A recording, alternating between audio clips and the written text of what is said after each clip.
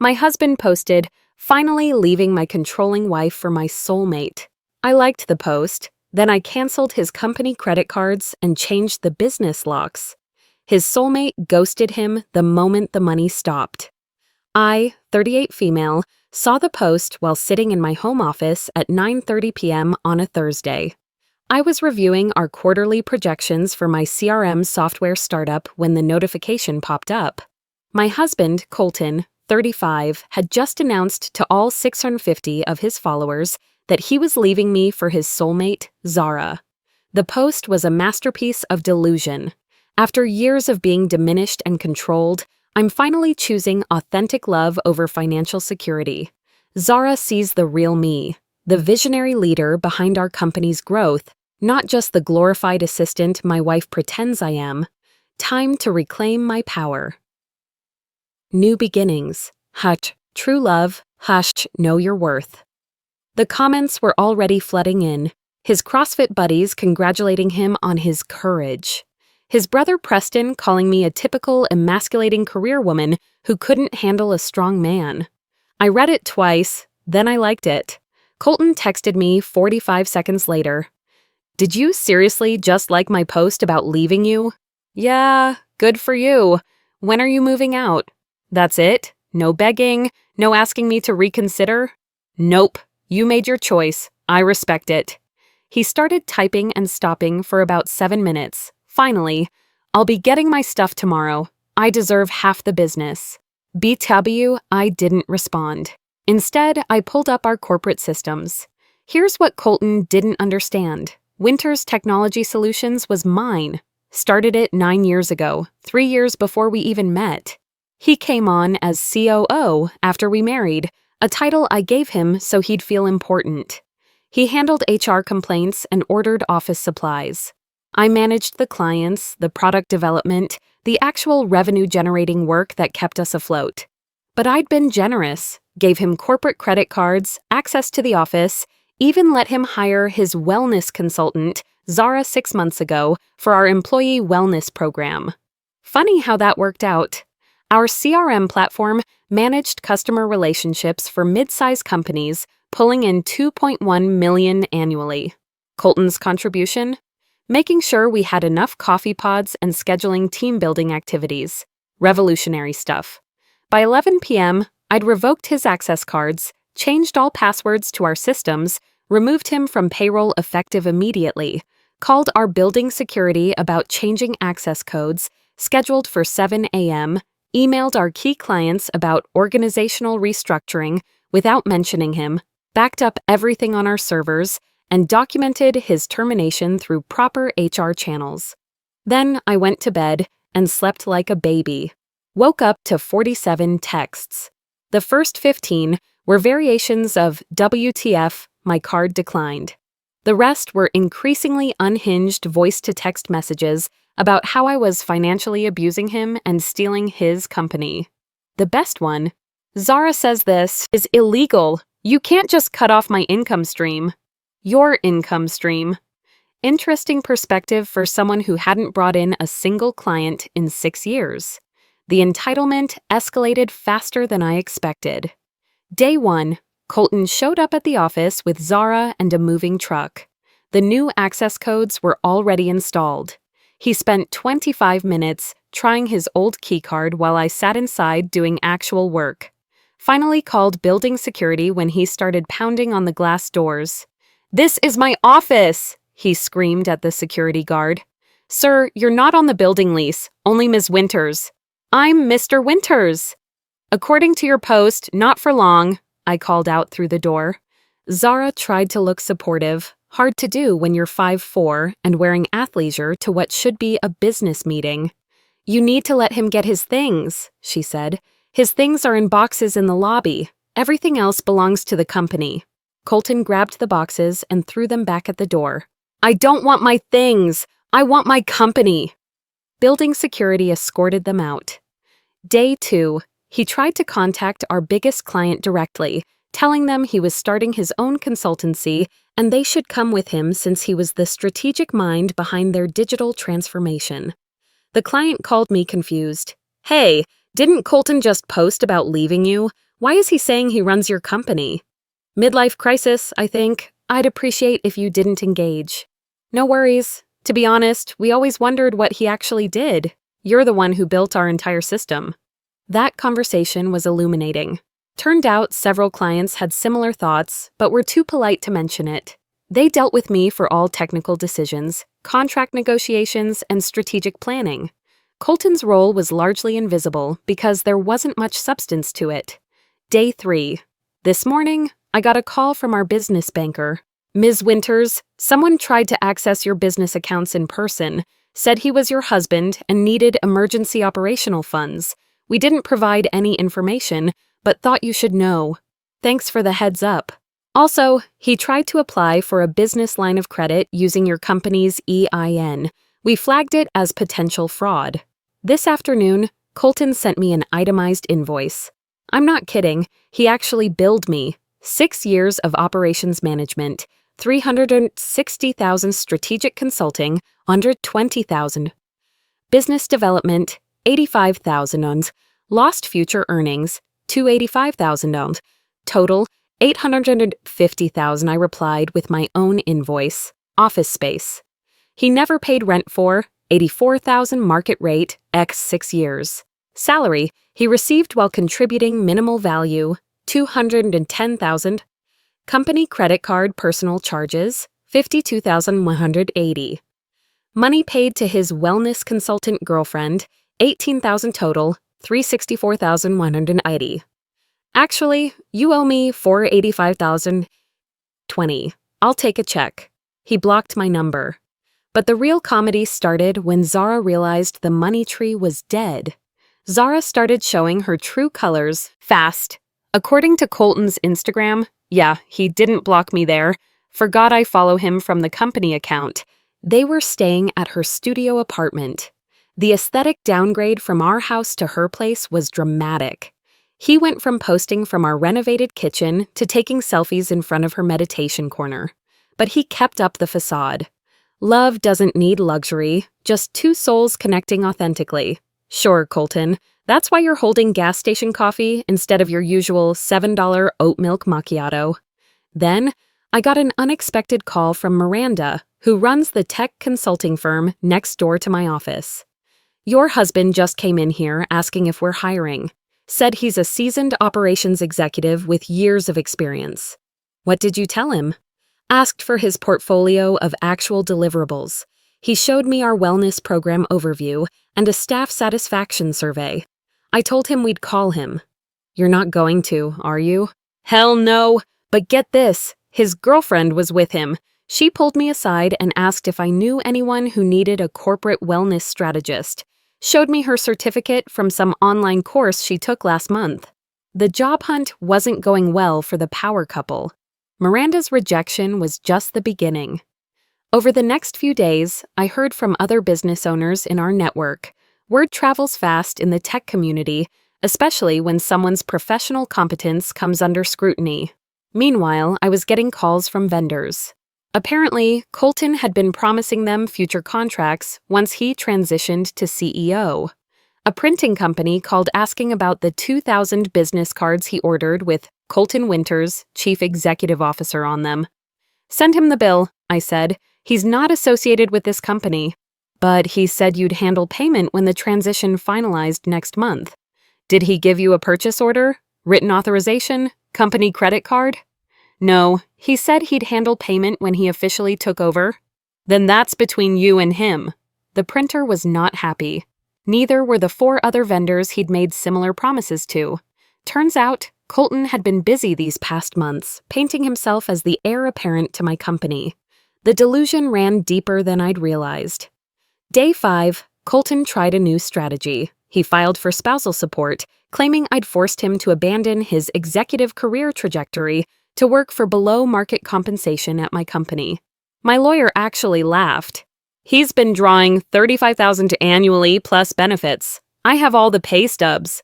Also, what executive career? His last job before you married was assistant manager at a gym. Can he get any part of the business? Pre-marital asset. Never commingled. He has zero claim. He might get some temporary support, But given that he publicly announced leaving you for another woman, good luck with that.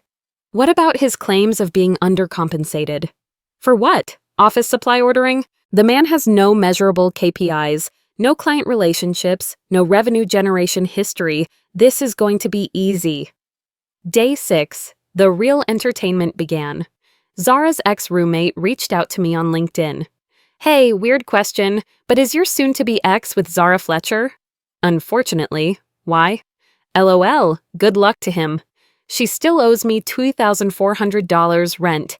Told me she was building her wellness empire. Spent it on a Bali yoga retreat and crystals. She only dates guys with money. When I cut her off, she was gone in 2 weeks. How long did that pattern last? About as long as it took me to realize her business coaching certification was a weekend workshop at a hotel convention center. I thanked her for the info, then did some digging. Social media made research embarrassingly easy. Zara had quite the history. 4 previous business partnerships with men, all of whom she'd lived with, all of whom had funded her various wellness ventures. One even tried to sue her for the $8,000 he'd invested in her meditation app idea. The meditation app, by the way, was just a playlist she'd recorded in her bathroom with background sounds of her running the faucet. I forwarded everything to my lawyer just in case, though at this point it was more entertainment than necessity. Day 7. Colton's mask slipped completely. He showed up at our house with his brother Preston and a police officer, claiming I was withholding his property and sabotaging his career transition. The cop looked tired before we even started talking. Ma'am, your husband says you've locked him out of his workplace. Officer, he announced on social media that he left me for another woman. He's been living with her for a week. I terminated his employment following standard HR procedures. She's lying, Colton screeched. She's hiding business assets. There are client contracts with my name on them. What contracts? I asked, genuinely confused. You mean the ones where you're listed as administrative contact? The officer sighed. Sir, are there personal belongings here that belong specifically to you? The whole business, I built it with her. But is your name on the incorporation papers? Silence. I let them in to get his clothes and personal items. The house felt different already, lighter somehow. Colton tried to take the $12,200 espresso machine. That's mine, I said calmly. I have the receipt from 2 years before we met. He moved to the home office setup. This is mine. I worked here. Receipts in my email. Bought it during my startup days. The officer was clearly over it. Sir, take your clothes and personal effects. That's it. Preston kept making snide comments about successful women who emasculate their husbands. The irony wasn't lost on me. Colton had emasculated himself by never developing actual professional skills. As they were loading boxes, Colton grabbed my industry awards from the living room display. 3 years of Tech Innovator of the Year awards, 2 Female Entrepreneur Excellence recognitions, and my CRM Platform Innovation Trophy. Those are my achievements, I said. You never even attended the ceremonies. You never even display them properly. Still not yours. He threw them at the wall, all of them, shattered everywhere. 6 years of professional recognition, destroyed in a tantrum. The officer arrested him for destruction of property. Preston screamed that I was probably abusive and drove him to this. The cop just shook his head and put Colton in the car.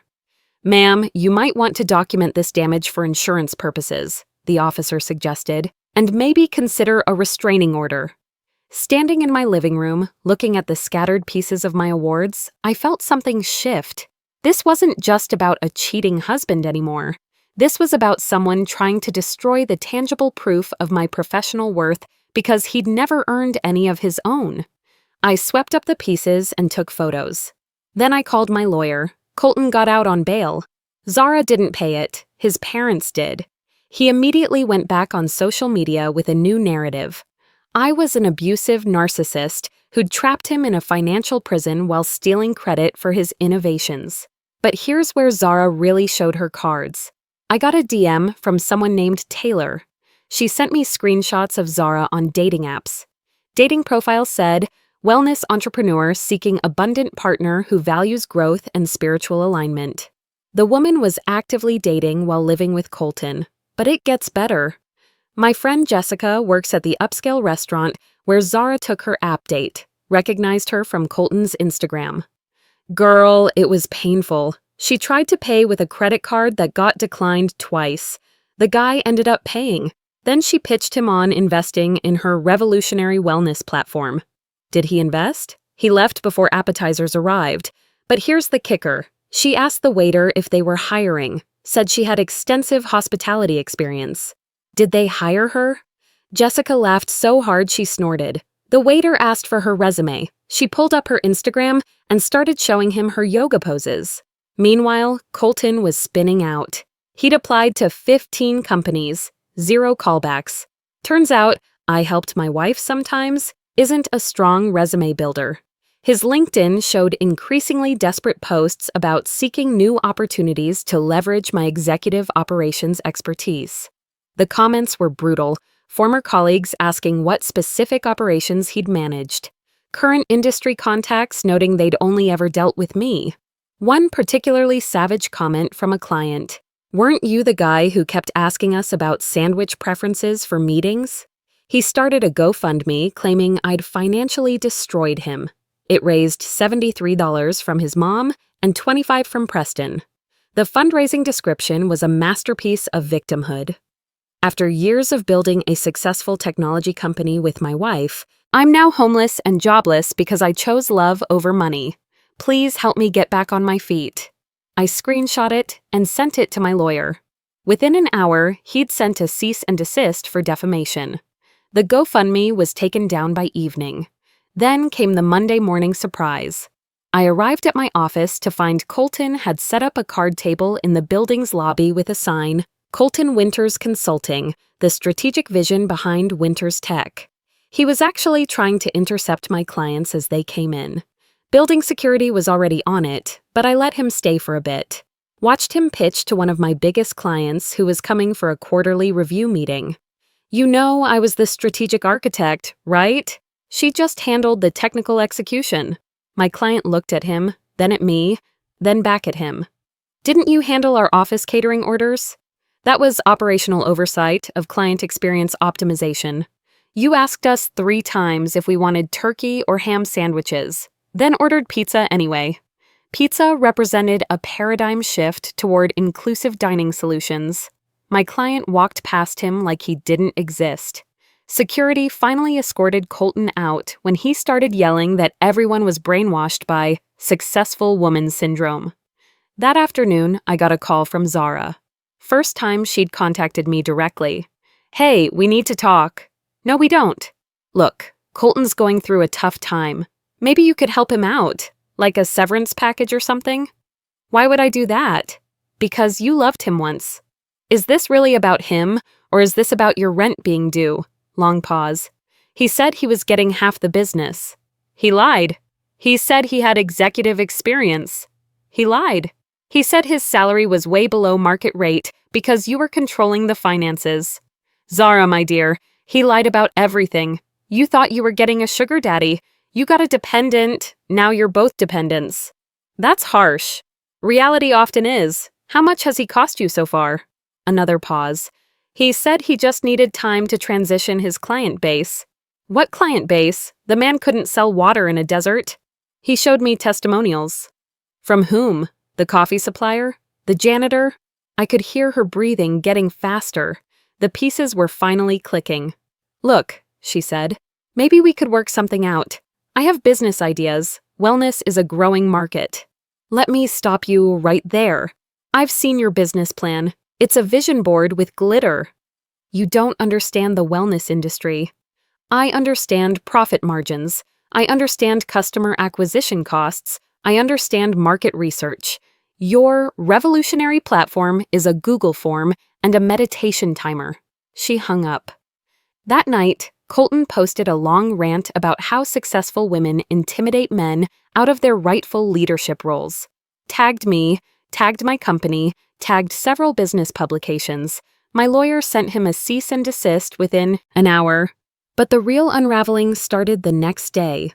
Taylor, the one who'd warned me about Zara, sent me another screenshot. Zara had texted her ex-roommate. "Hey babe, been thinking about our friendship. Made some mistakes. Want to grab coffee and talk about that business idea we discussed?" Timestamp, 2 days after I'd refused to give Colton any money. She forwarded it to Colton with the message, "Your soulmate's looking for her next funding source." Then things got interesting. Jessica texted me, "Your ex's girlfriend just applied at 3 restaurants on our block. Used me as a reference even though we've never worked together. Did you give her a good reference?" I told them she had extensive experience in creative financing and relationship management. That's actually accurate. I thought so too. By Thursday, the cracks were showing publicly. Zara's Instagram stories went from couple selfies to solo self-love journey posts. Colton's posts became increasingly paranoid rants about being surrounded by fake people. Friday night, the inevitable happened. Colton called me crying at 1:30 a.m. Actually crying. Not the performative tears from before, but actual sobbing. "She's been on dating apps. I found her profile." "I know." "Why didn't you tell me? Would you have believed me?" Silence. Then, "She asked me to add her to my bank account. Said it was for our future together." "Did you?" I only had $1,200 left from my last paycheck." "Did you or didn't you?" "Yeah." "Then you have 0 left. Check your account." Frantic typing sounds. Then a wail that probably woke his parents.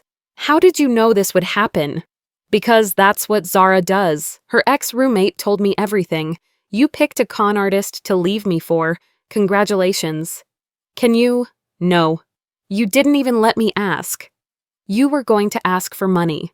The answer is no. You made your choices. Now live with them." "This is all your fault. If you hadn't cut me off financially..." "Colton, you announced to the world that you were leaving me. You destroyed my awards. You tried to steal my business. You chose this path. I'll be homeless. Your parents have a house. Your brother has an apartment. You have options that don't involve me." Zara changed the locks on her place, left a note saying she needed space to find herself. "That's between you and her." He hung up. Posted another rant about narcissistic exes who enjoy watching men suffer. Deleted it an hour later when his mom commented, "Maybe come home and stop airing your drama online." The legal stuff wrapped up quickly after that. Colton's destruction of property charge got pleaded down to a fine and community service. 40 hours picking up trash in city parks. Seemed fitting somehow. The divorce was straightforward. No kids, premarital business, clear evidence of adultery documented in his own social media posts. He got 3 months of temporary spousal support at $800 monthly. The judge noted that given his limited employment history and public statements about leaving the marriage for another relationship, longer support wasn't warranted. My lawyer had a field day with Colton's social media evidence. "I've never had a case where the defendant documented his own adultery so thoroughly," he told me. "Usually we have to work harder to prove infidelity." But the real ending came from multiple sources, all converging at once. First, Taylor sent me Zara's latest move. Screenshots of her texting every man in her contact list. "Hey, been thinking about you. Want to catch up over dinner? I'm exploring new opportunities." She'd sent the same message to 12 different guys, including her yoga instructor, her dentist, and apparently her ex-roommate's brother. Then Jessica called with an update. "Your ex's ex-girlfriend just got hired at that new tech startup downtown. Saw her LinkedIn update. She's calling herself a digital wellness integration specialist." What does that even mean? No idea, but she's already posted about seeking aligned partnerships with visionary entrepreneurs. Girl works fast. Meanwhile, Colton had moved back with his parents. His LinkedIn profile went through several iterations. Operations executive seeking new opportunities, then business development professional in transition, and finally, sales associate at Winter's Family Auto Sales. Yes, he was selling cars for his dad's dealership. The same dealership where he'd worked summers during college. His Instagram became a study in desperate reinvention. Posts about grinding and building from the ground up, mixed with motivational quotes about Phoenix rising from ashes. The comments were mostly from his mom and a few high school friends offering generic encouragement. But here's what really happened to my life. It got significantly better. Without Colton's strategic input, my business exploded. Turns out some clients had been hesitant to bring up concerns about our service delivery because they didn't want to create marital tension. With him gone, they felt free to share honest feedback.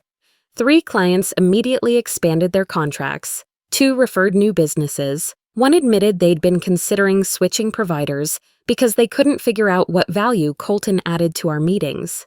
He would just nod and say things like, "Let's circle back on that," or "I think we're all aligned here," my biggest client told me. Meanwhile, you were actually solving our problems.